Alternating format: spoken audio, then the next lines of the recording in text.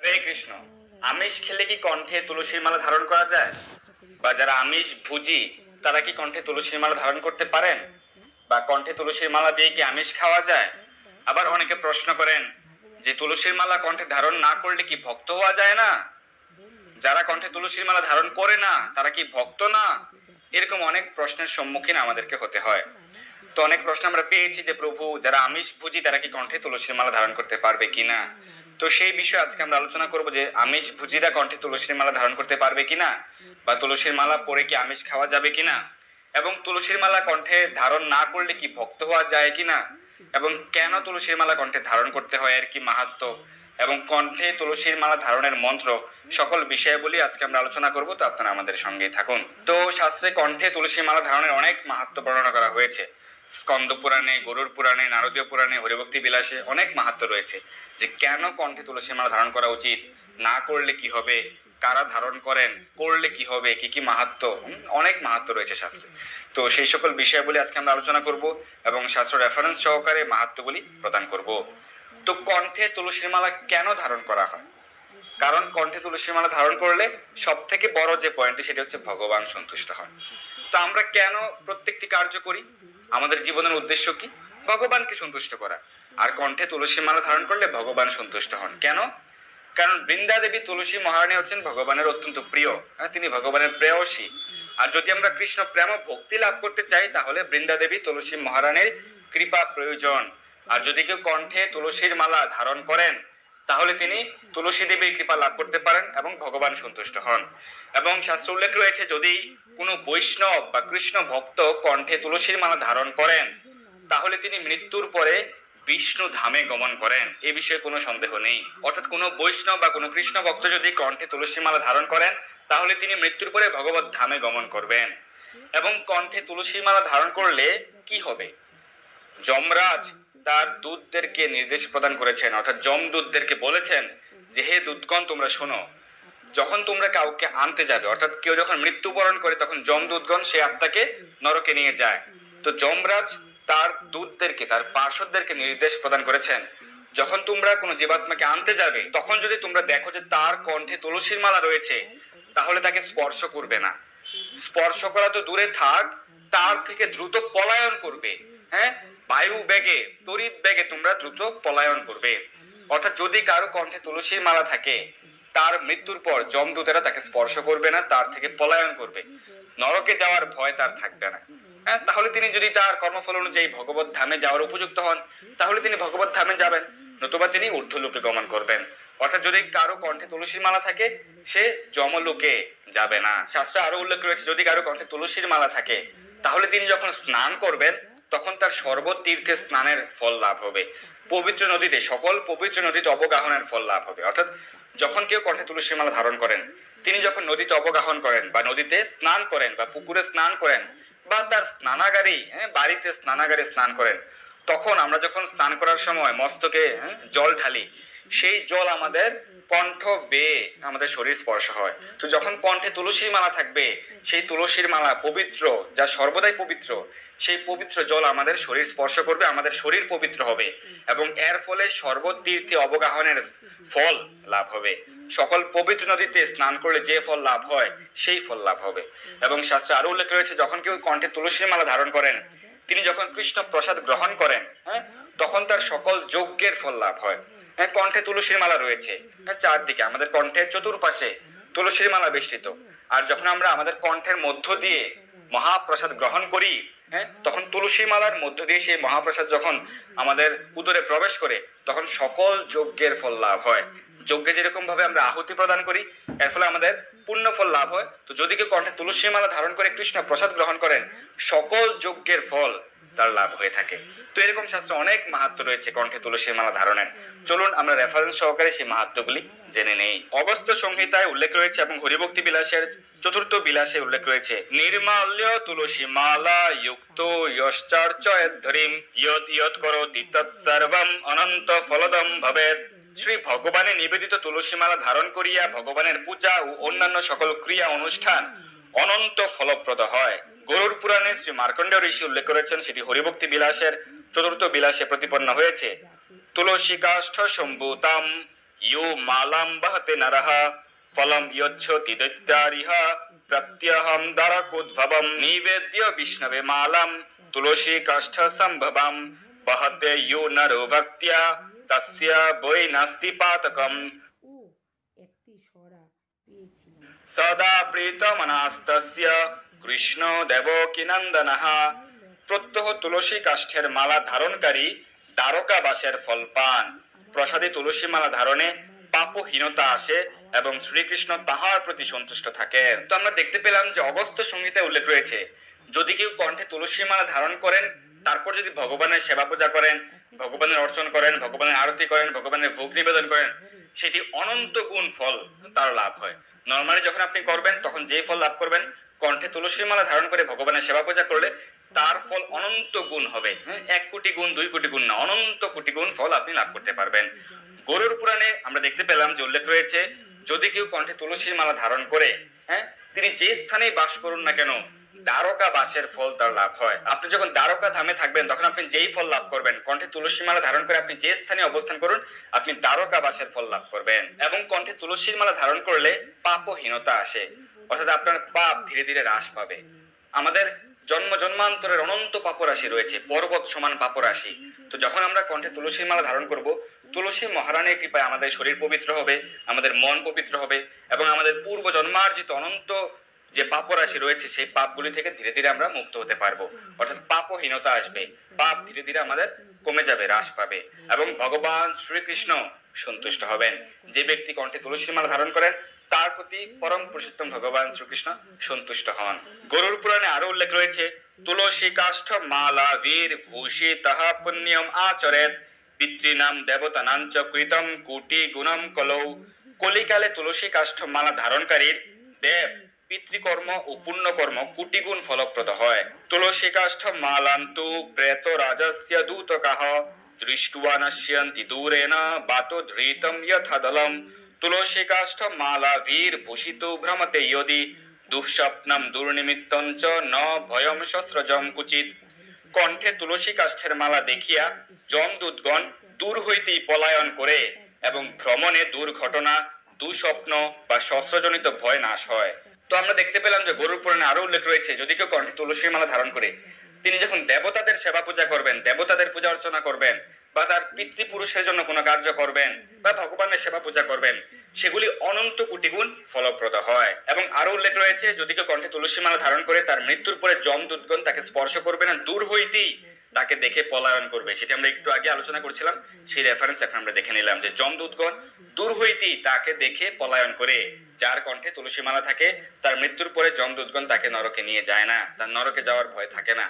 এবং সে যখন ভ্রমণ করে, ট্রাভেল করে, তখন তার দুর্ঘটনার ভয় থাকে না, দুঃস্বপ্ন এবং শস্ত্রজনিত কোনো ভয় তার থাকে না, যার কণ্ঠে তুলসীর মালা থাকে। গরুড় পুরাণে আরো উল্লেখ রয়েছে, ধারয়ন্তি ন ইয়ে মালাম হইতু কাহ পাপ বুদ্ধয়ঃ নরকান্ন নিবর্তন্তে দগ্ধাহ কুপাগ্নিনা হারে। হেতুবাদ পরায়ণ পাপমতি ব্যক্তি মালা ধারণ না করিয়া হরি কোপানলে দগ্ধীভূত হয় এবং নরক বাস করে। এখন আমরা যে পয়েন্টটি পেলাম সেটি হচ্ছে সব থেকে গুরুত্বপূর্ণ আপনাদের জন্য, যাদের প্রশ্ন হচ্ছে আমি কি কণ্ঠে তুলসীর মালা ধারণ করতে পারবো, আমি তুলসীর মালা ধারণ করে কি আমিষ খেতে পারবো, আমি কণ্ঠে তুলসীর মালা ধারণ করে কি মিথ্যা কথা বলতে পারবো, তুলসীর মালা কণ্ঠে ধারণ করলে তো মিথ্যা বলতে পারবো না, আমি তো মিথ্যাবাদী, আমি কিভাবে মিথ্যা বলবো, তাই আমি কণ্ঠে তুলসীর মালা ধারণ করি না, আমাকে অনেক পাপ কার্য করতে হয়, আমি যদি কণ্ঠে তুলসীর মালা ধারণ করে পাপ কার্য করি আরো বেশি পাপ হবে, তাই আমি কণ্ঠে তুলসীর মালা ধারণ করব না। বাপু, কণ্ঠে তুলসীর মালা ধারণ করে আমি আমিষ গ্রহণ করব, তাই আমি কণ্ঠে তুলসীর মালা পরবো না, ধারণ করব না। আর এটি তো ইস্কনেরা পড়ে, এরকম যারা মন্তব্য করে তাদের গতি কি হবে, গরুড় পুরাণ থেকে আমরা দেখতে পেলাম। যারা হেতুবাদ পরায়ণ, বিভিন্ন রকম কারণ তারা দর্শায়, বিভিন্ন রকম কারণ, মন গড়া কারণ তারা বর্ণনা করে, যে কণ্ঠে আমি তুলসী মালা পড়লে মিথ্যা কথা বলতে পারবো না, আমিষ খেতে পারবো না, পাপ কাজ করতে পারবো না, এটা করতে পারবো না, সেটা করতে পারবো না। যারা এরকম হেতুবাদ পরায়ণ এবং এর ফলে তারা তুলসীর মালা কণ্ঠে ধারণ করে না, স্কিপ করে তারা কণ্ঠে তুলসী মালা ধারণ করে না, তাদের গতি হবে নরক গতি, তারা মৃত্যুর পরে অবশ্যই নরকে গমন করবে। তাই এখন আপনার সিদ্ধান্ত, আপনি কি কণ্ঠে তুলসী মালা ধারণ করবেন কি করবেন না।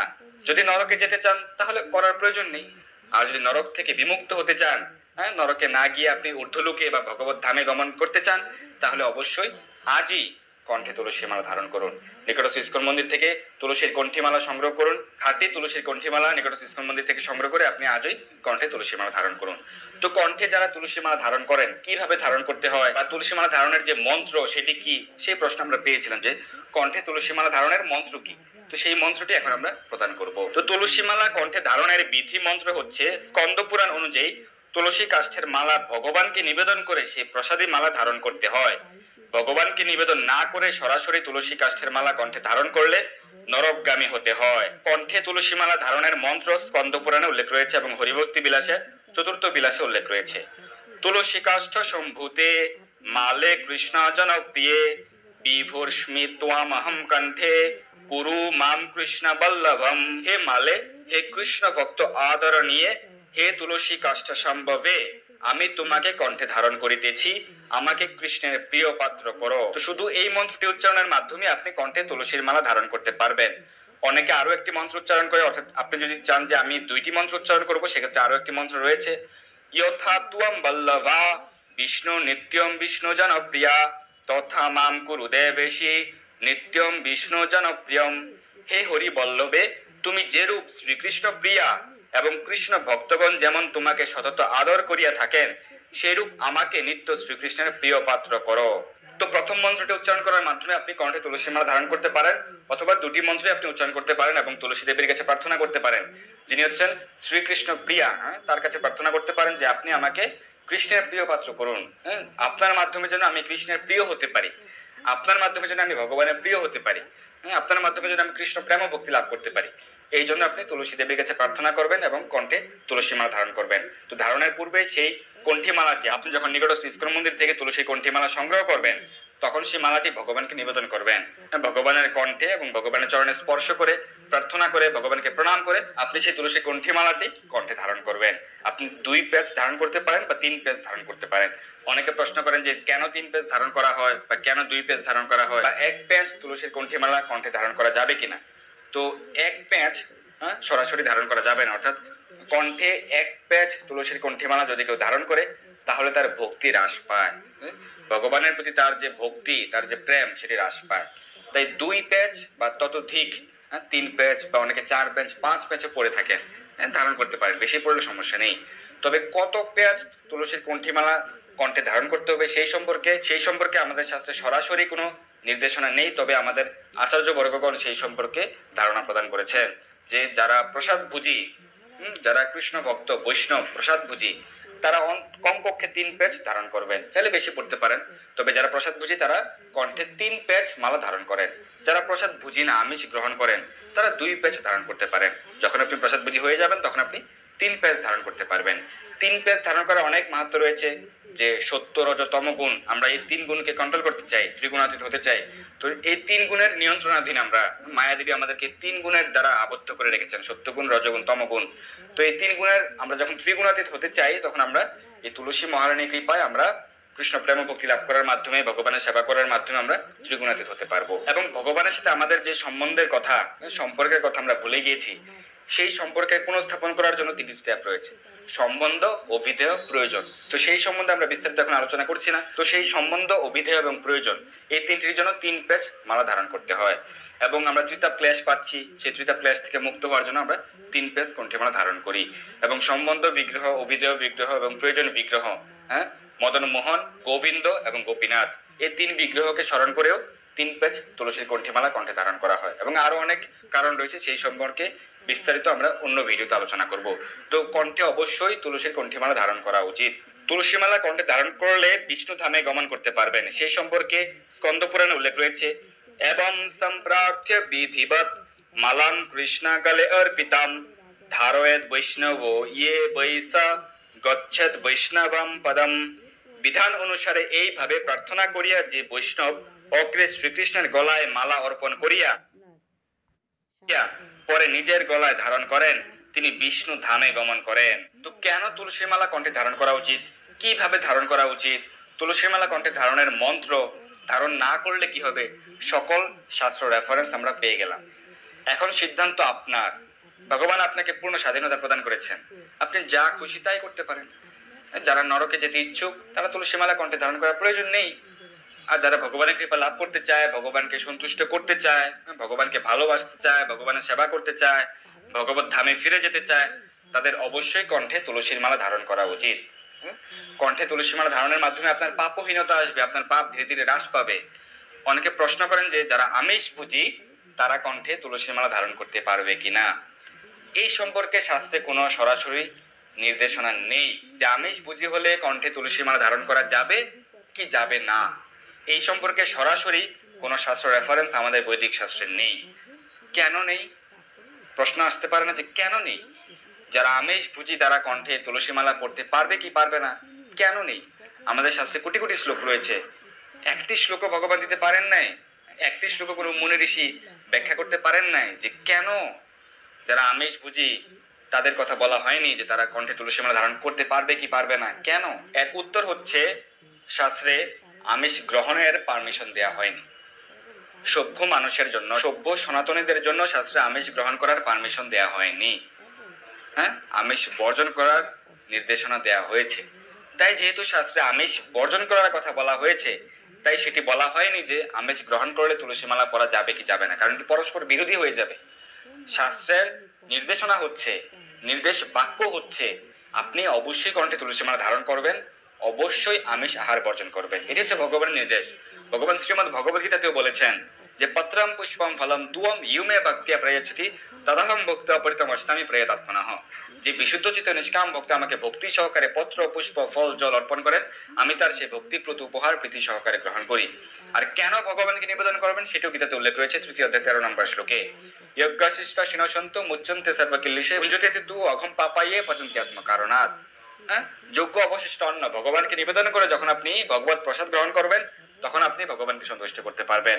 আর যারা ভগবানকে নিবেদন না করে গ্রহণ করে, সেটি আমিষ হোক আর পাতা হোক, নিরামিষ হোক, যেমন গরু ছাগল পাতা গ্রহণ করে, তো যদি কেউ আমিষ হোক আর নিরামিষ হোক ভগবানকে নিবেদন না করে গ্রহণ করে, তাহলে সে প্রতি গ্রাসে গ্রাসে পাপ গ্রহণ করে। সেটি ভগবানের নির্দেশ বাক্য। আপনি শ্রীমদ্ ভগবদ গীতার 3 অধ্যায়ের 12 এবং 13 নম্বর শ্লোকটি ভালো করে পড়ে দেখবেন। এবং সকল শাস্ত্রেই আমিষ বর্জন করার কথা বলা হয়েছে। মাছ, মাংস, ডিম, মসুর ডাল, পেঁয়াজ, রসুন প্রভৃতি আমিষ দ্রব্য বর্জন করার কথা সকল শাস্ত্রে বলা হয়েছে। বিশেষ করে পদ্ম পুরাণে মসুর ডাল, পেঁয়াজ, রসুন প্রভৃতি বর্জন করার কথা বলা হয়েছে। এবং মাছ, মাংস, ডিম বর্জন করার কথা আমাদের বেদ, উপনিষদ, পুরাণ আদি সকল শাস্ত্রে বলা হয়েছে। যেহেতু কোনো শাস্ত্রে অনুমোদন দেওয়া হয়নি যে আমিষ গ্রহণ করা যাবে, তাই সেটি বলা হয়নি যে আমিষ গ্রহণ করলে তুলসী মালা পরা যাবে কি যাবে না, সেটি বলা হয়নি। কারণ যেহেতু আমিষের অনুমোদন করা হয়নি, এখন যেহেতু অনেকে আমিষ বুঝে রয়েছেন, তাদের হাতে ঘা লাগতে পারে যে আমি কি করব তাহলে। তো যেহেতু আমিষ বর্জন করতেই হবে, আজ হোক আর 2 দিন পরে হোক, আপনি ধীরে ধীরে আমিষ বর্জনের অভ্যাস করুন আর কণ্ঠে তুলসী মালা ধারণ করুন। সকলের জন্য হরিনাম জপের বিধান প্রদান করা হয়েছে। যে আমিষ বুঝি সেও হরিনাম জপ করতে পারবে, যে মহাপাপী সেও হরিনাম জপ করতে পারবে। তো আপনি জপমালায় হরিনাম জপ করুন। প্রতিদিন 8 মালা জপ করতে আপনার 1 ঘন্টা সময় লাগবে মাত্র। আপনাকে ভগবান 24 ঘন্টা সময় দিয়েছেন, আপনি 1 ঘন্টা ভগবানের সন্তুষ্টির জন্য জপ করুন। প্রতিদিন হরিনাম জপ করুন, ভগবানের চরণে তুলসী পত্র অর্পণ করুন, তুলসীতে জল দান করুন, প্রতিটি একাদশী ব্রত পালন করুন, ভগবানের সেবা পূজা করুন আর কণ্ঠে তুলসী মালা ধারণ করুন। আর ধীরে ধীরে আমিষ বর্জনের চেষ্টা করুন। যারা একাদশী ব্রত পালন করেন তারা একাদশীর আগের দিন, একাদশীর পর দিন আমিষ বর্জন করছেন, সেক্ষেত্রে আপনার 3 দিন আমিষ বর্জন হয়ে যাচ্ছে। মাসে 2টা একাদশী, আপনার মাসে 6 দিন আমিষ বর্জন হয়ে যাচ্ছে। এইভাবে আপনি মাসে 6 দিন আমিষ বর্জন করছেন। আপনি চাইলে সপ্তাহে আরো 1 দিন আমিষ বর্জন করুন, তাহলে 4 সপ্তাহে আপনার প্রতি মাসে 10 দিন আমিষ বর্জন হয়ে যাচ্ছে। এইভাবে পরের মাসে আপনি 11 দিন আমিষ বর্জন করুন, তারপরের মাসে আপনি 12 দিন আমিষ বর্জন করুন। এভাবে আপনি ধীরে ধীরে মাসে 20 দিন আমিষ বর্জন করুন। এভাবে ধীরে ধীরে অভ্যাস করুন। একদিনে তো আর পরিবর্তন সম্ভব নয়। আপনার যদি সদ ইচ্ছা থাকে আপনি ধীরে ধীরে পরিবর্তন করতে পারবেন। এবং তুলসী মহারানীর কৃপায় এবং ভগবানের কৃপায় আপনি সর্বপাপ থেকে মুক্ত হতে পারবেন, প্রসাদ বুঝি হতে পারবেন, ভগবানের শুদ্ধ ভক্তে পরিণত হতে পারবেন এবং ভগবত ধামে প্রত্যাবর্তন করতে পারবেন। তো এখন থেকে আমাদের অভ্যাস করা উচিত, কোনো এক্সকিউজ দেওয়া উচিত নয়। আমাদের অনেক বড় অজুহাত রয়েছে, 2 হাতের থেকে অনেক বেশি বড় অজুহাত, তাই অজুহাত দিবেন না। অজুহাত দিলে যারা অজুহাত প্রদান করে, যারা বিভিন্ন রকম হেতুবাদ পরায়ণ, যেটি আমরা দেখলাম শাস্ত্র উল্লেখ রয়েছে, যারা হেতুবাদ পরায়ণ আর বিভিন্ন কারণ বর্ণনা করার মাধ্যমে তারা ভগবান থেকে অনেক দূরে থাকে, কণ্ঠে তুলসী মালা ধারণ করে না, তারা নরকে গমন করবে। তাই কোনো রকম কারণ না দেখিয়ে, অজুহাত না দেখিয়ে কণ্ঠে তুলসী মালা ধারণ করুন, হরিনাম জপ করুন, ভগবানের সেবা পূজা করুন, ভগবানের নিকট প্রার্থনা করুন, প্রতিদিন ভগবানের চরণে তুলসী পত্র অর্পণ করুন, প্রতিদিন তুলসীতে জল দান করুন, প্রতিটি একাদশী ব্রত পালন করুন, হ্যাঁ, শাস্ত্র অধ্যয়ন করুন, শ্রীমদ্ ভগবত গীতা যথাযথ শ্রীমদ্ ভাগবত আদি শাস্ত্রগ্রন্থ অধ্যয়ন করুন। এভাবে ধীরে ধীরে ভগবানকে সন্তুষ্ট করার জন্য প্রচেষ্টা করুন। তাহলে ভগবান অবশ্যই সন্তুষ্ট হবেন। আপনার হৃদয়ে যদি সরলতা থাকে, তাহলে ভগবান সন্তুষ্ট হবেন। আপনার হৃদয় যদি কমপ্লেক্সিভ হয়, জটিল হয়, তাহলে আপনি ভগবানকে সন্তুষ্ট করতে পারবেন না। সরল হন। আপনি সরল মনে সরল ভক্তিতে ভগবানের শরণ গ্রহণ করুন। এরপরে অনেকে বলে থাকে যে যারা কণ্ঠে তুলসী মালা ধারণ করে না তারা কি ভক্ত হতে পারে না, তারা কি ভক্তি করতে পারে না? তাহলে আপনি কোনো রেফারেন্স দেখান যেখানে বলা হয়েছে যে কণ্ঠে তুলসী মালা ধারণ না করলেও আপনি কৃষ্ণ ভক্ত হতে পারবেন, ভগবত ধামে গমন করতে পারবেন। সেরকম রেফারেন্স নেই। কৃষ্ণ ভক্ত মানে হচ্ছে সিম্পল মাইন্ডেড, সে সরল। কৃষ্ণ ভক্তের মনে কোনো জটিল চিন্তাধারা নেই যে আমি কিভাবে বাটপারি করে ভগবত ধামে ফিরে যেতে পারবো। হ্যাঁ, বাটপারি করে প্রতারণা করার মাধ্যমে আপনি ভগবত ধামে ফিরে যেতে পারবেন না। যখন আপনি সরল হবেন, ভগবানের সিদ্ধান্তগুলি সরলভাবে আপনি পালন করবেন, তখন আপনি ভগবানকে সন্তুষ্ট করতে পারবেন। তাই সরল হন, সরল মনে ভগবান যা বলেছেন সেটি পালন করুন। ভগবান বলেছেন যদি কেউ কণ্ঠে তুলসী মালা ধারণ করে সে আমার প্রিয় হয়।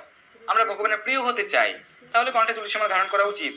ভগবান বলেছেন যে কণ্ঠে তুলসী মালা ধারণ করলে সে যেভাবে আমার সেবা পূজা করবে তার কোটি গুণ ফল সে লাভ করবে। যদি আমরা ফলের আশা করি না, কিন্তু ভগবান তো সন্তুষ্ট হচ্ছেন। কণ্ঠে তুলসী মালা ধারণ করার মাধ্যমে আমরা কৃষ্ণ প্রেম ভক্তি লাভ করতে পারবো, তুলসী মহারানীকে সন্তুষ্ট করতে পারবো, ভগবানকে সন্তুষ্ট করতে পারবো। তাহলে কেন সেটি আমরা করবো না?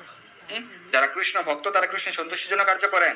আর কৃষ্ণ ভক্ত মানে হচ্ছে কণ্ঠে তুলসী মালা ধারণ করবেন, কারণ এতে ভগবান সন্তুষ্ট হবেন। তাই তুলসী মালা কণ্ঠে ধারণ না করলে ভক্ত হওয়া যায় না, কারণ সে তো ভগবানকেই মানে না। যদি সে ভগবানকে ভালোবাসতো, ভগবানের কথা মেনে চলতো, তাহলে তো সে অবশ্যই কণ্ঠে তুলসী মালা ধারণ করতো।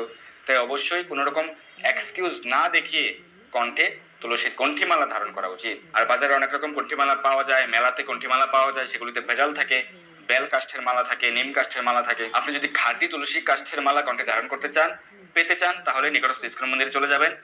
প্রতিটি ইস্কন মন্দিরে 100% খাঁটি তুলসীর কণ্ঠিমালা পাওয়া যায়। বিভিন্ন দামের রয়েছে, বিভিন্ন সাইজের রয়েছে, ছোট বড়।